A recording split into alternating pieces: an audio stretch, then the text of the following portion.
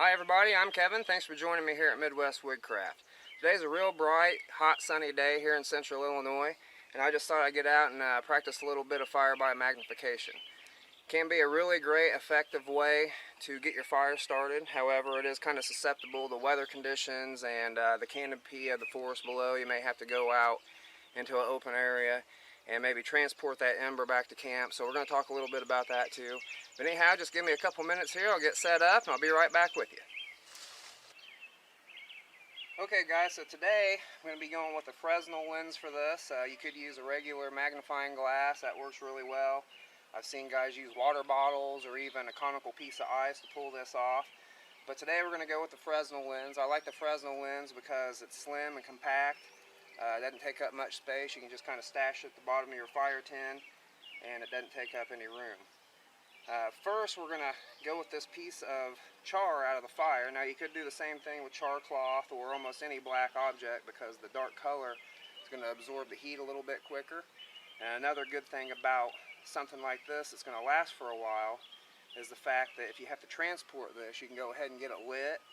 And say if your camp's back in the woods and you don't have the canopies not allowing you to get any sunlight, you can go out to a clearing, ignite this, and then carry it back to your camp. You could also use something like this and just kind of baby it and pamper it along. Don't let it go in the flames, kind of keep it smothered or keep it in a container, limit its oxygen to where if you had to transport it.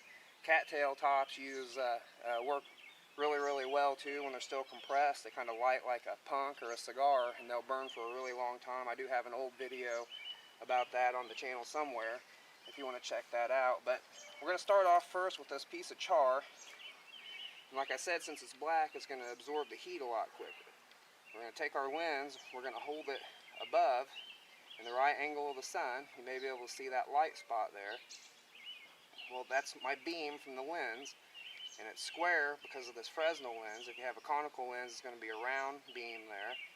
But what we're going to do is we're going to want to adjust up or down until we get the smallest beam possible. Concentrate that on an area. And since this black is black, it's not going to take long. I don't know if you can see it there, but as it starts to burn, it's turning gray. I'm just going to move along, get me a nice large spot here.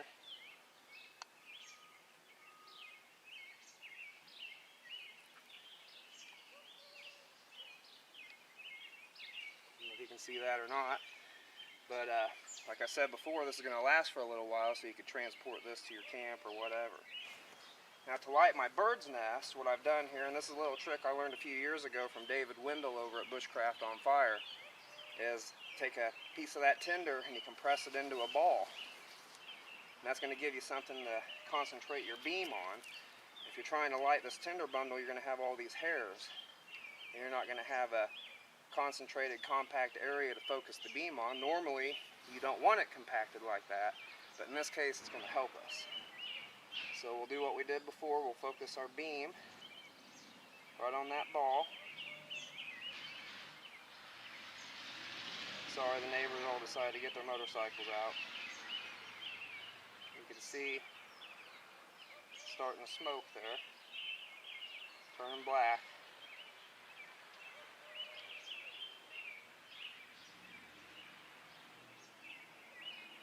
Feed a little oxygen as you go. Move it around a little bit, increase that area.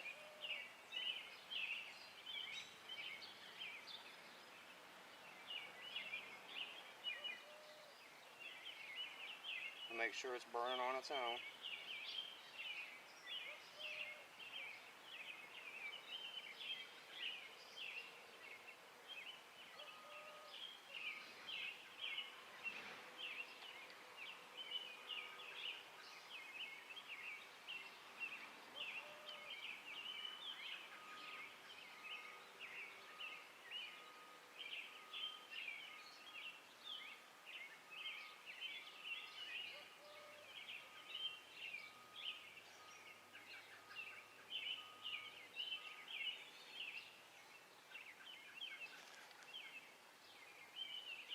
And you can see my little balls burning pretty good. I'm going to stick that in my tinder bundle.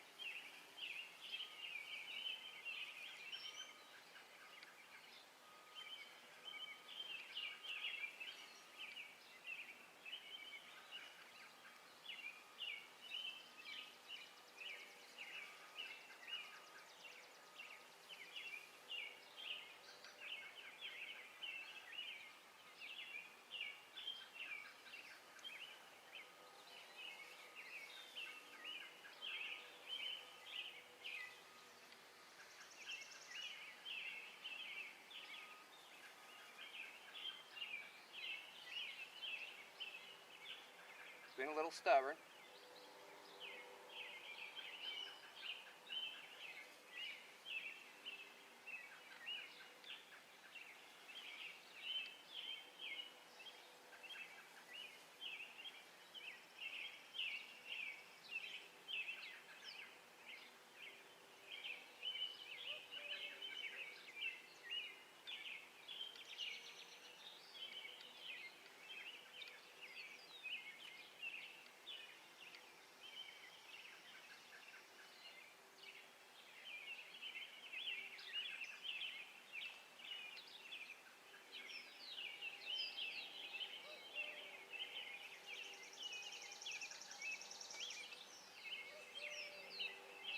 Pretty warm out here today.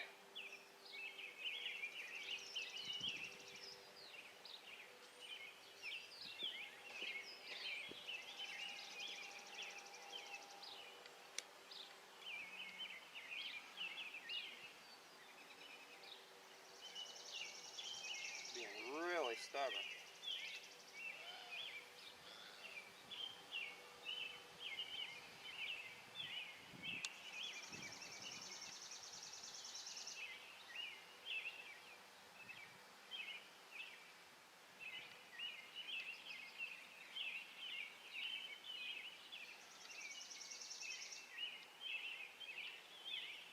There she goes. She was stubborn, but she eventually went. But anyhow, you can see I wouldn't have had any trouble transporting that one back to the campsite. So it would have actually worked out pretty good if I would have had to transport it. Sometimes it just takes a little bit of patience. Well, as most of you already knew, fire by magnification can be a really great way to get your fire started. That being said, it shouldn't be relied solely upon because it is dependent on weather conditions and things like that. But it can be a really great, effective part of your fire kit and also your mental toolbox just to keep stashed away in case you ever need it. But you do need to get out and practice these things out in the backyard like this or something like that, just in a nice, safe environment. So that way, if you ever do get caught in an emergency and you do need to do these things, it's not a big surprise to you. If you like what you see here, click like, hit subscribe, leave us a comment down below. We always love hearing what you have to say. I'm Kevin. Thanks for watching.